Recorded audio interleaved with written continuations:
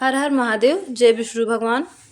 कार्तिक मास व्रत कथा के 8वें अध्याय में बताया गया है कि कार्तिक मास का व्रत करने से ये फायदे होते हैं। नंबर 1, 7 जन्मों के पाप नष्ट हो जाते हैं। दूसरा, संतान चिरंजीवी रहती है। सभी अभिलाषाएं पूरी होती है। मृत्यु के बाद विष्णु लोक की प्राप्ति होती है। पाप रहित होकर मनोभिलाषित कामनाएं पूरी होती हैं।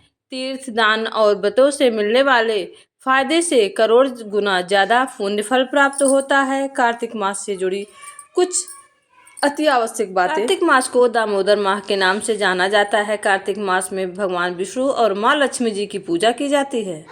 पाप रहित होकर मनोभिलाषित मनोकामनाएं पूरी होती हैं। कार्तिक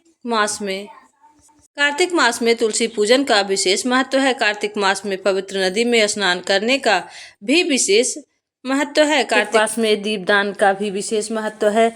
जो प्रतिदिन मनुष्य कार्तिक मास में पवित्र नदी में स्नान करके दीपदान करते हैं, उन्हें वैकुंठ की प्राप्ति होती है। आइए सुनते हैं कार्तिक मास 8वां अध्याय।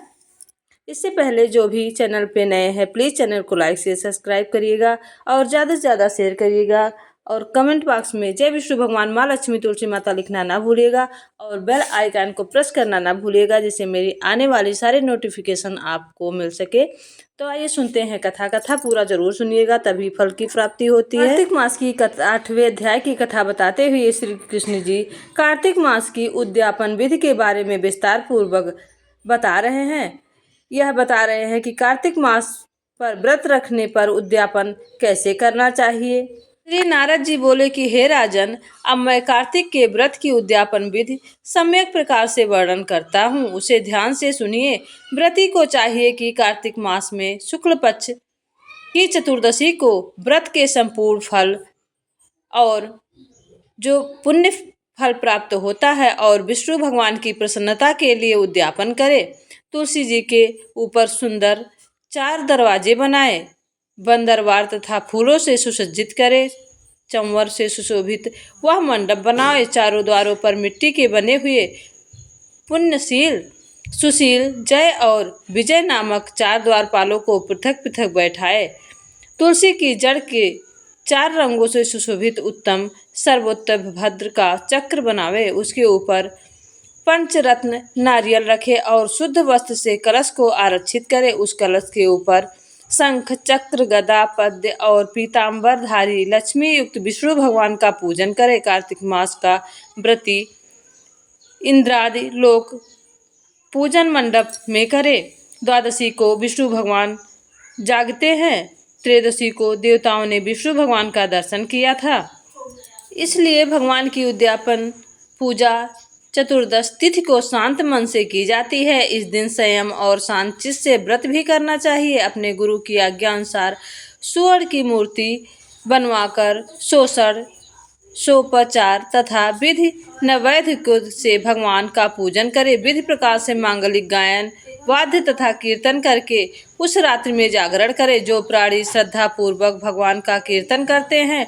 उन लोगों के 7 जन्म के एकत्रित किए हुए पाप भी विनष्ट हो जाते हैं। जो लोग जागरण करके प्रेम पूर्वक भगवान का कीर्तन तथा नृत्य करते हैं, उनको 1 सहस्त्र योगदान का फल प्राप्त होता है। जो प्राणी भगवान के सम्मुख नृत्य गान पूर्वक कौतुक करते हैं, उनके अनेक जन्मार्जित पाप तुरंत नष्ट हो जाते हैं। जो प्राणी विष्णु भगवान के सम्मुख नृत्य, गीत और जागरण करके गान करते हैं तथा उनके चरित्रों का पाठ करते हैं, भगवान विष्णु उनसे प्रसन्न होते हैं। व्यर्थ की बातों को त्याग कर मुख में बांसुरी आदि बजाता है। इस भक्ति भावनाओं से युक्त जो मनुष्य प्रभु के शरण में जाता है, उसे 34 कोटि देवी देवता भी प्रसन्न हो जाते हैं।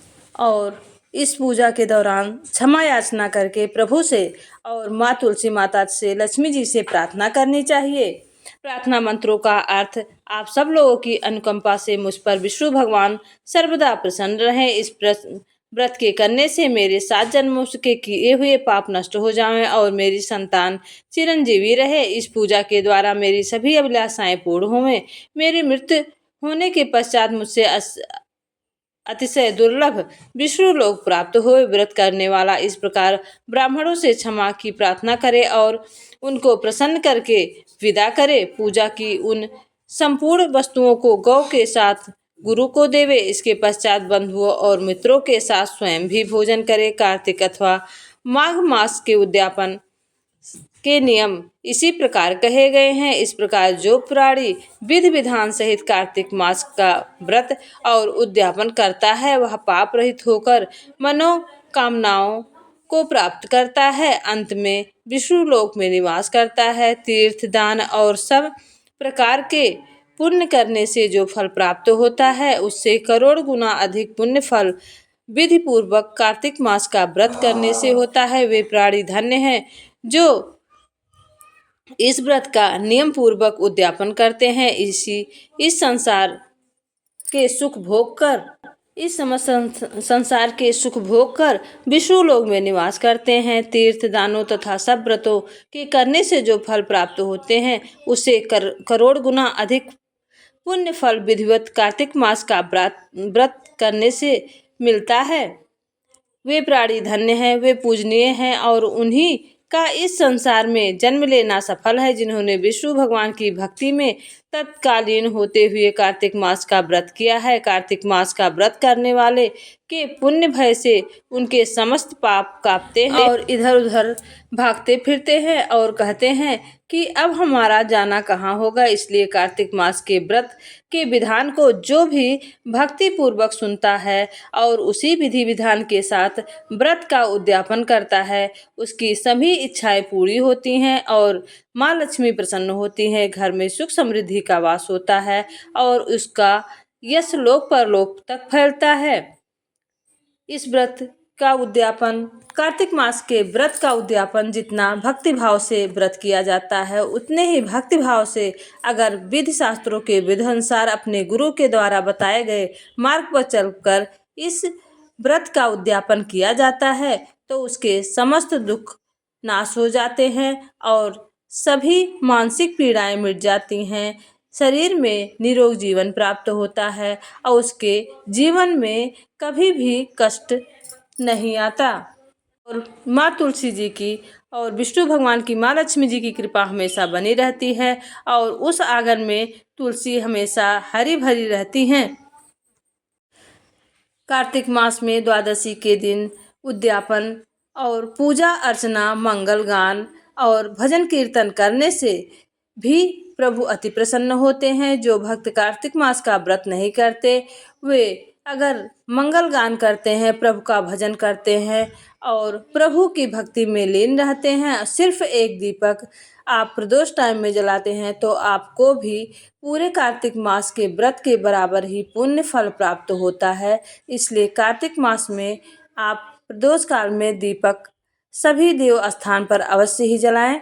ये थी कार्तिक मास के 8वें अध्याय की कथा। आपको अच्छी लगी हो तो प्लीज़ चैनल को लाइक शेयर सब्सक्राइब करिएगा और कमेंट बॉक्स में जय माँ लक्ष्मी, तुलसी माता और विष्णु भगवान लिखना ना भूलिएगा। सभी देवताओं की कृपा आप सब पर बनी रहे। आप सभी हमेशा स्वस्थ रहें, हंसते रहें, मुस्कुराते रहें और हमारे चैनल एसपी भक्ति रस का रसपान करते रहिए। तो आगे आपके लिए 9वें अध्याय की कथा लेकर मिलेंगे। तब तक के लिए जय विष्णु भगवान, जय माँ लक्ष्मी, जय तुलसी मैया, सभी 33 कोटि देवी देवताओं की जय।